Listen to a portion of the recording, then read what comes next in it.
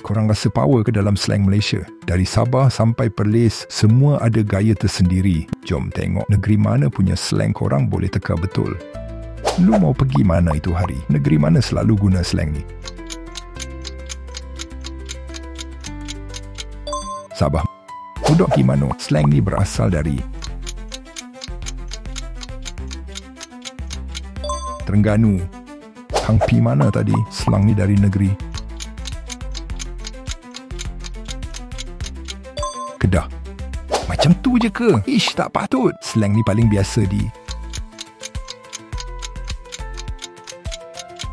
Perak. Dah berapa soalan korang betul setakat ni? Jangan lupa like and share kalau korang nak cabar member korang next. Aduh bah, mau juga dia ni. Lokhat ni berasal dari Sabah. Geng, jom lepak kat mamak. Lepas ni, slang ni popular di KL Selangor. Pok Cik kata jangan main situ. Ini slang dari negeri mana? Kelantan. Soalan lapat mak ai. Sedap gila laksa ni. Slang ni selalunya kita dengar di Penang. Kau tengok tu, macam nak hujan je. Slang standard, tapi negeri mana paling sinonim?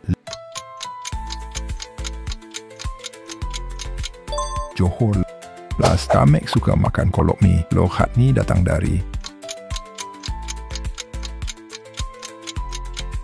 Sarawak. Wah, hebat betul kalau korang dapat semua betul. Kalau 8 ke atas, komen AQ Master Slang Malaysia. Tapi kalau kurang sikit je, jangan risau. Pergi ulang kaji lokhat negeri dekat kampung dulu. Jangan lupa like, share and subscribe. Next, aku nak buat kuis slang paling lawak dari YouTube Malaysia. Korang nak ke tak? Tulis kat komen. Dah, jangan lupa sokong budaya tempatan dan lokhat kita.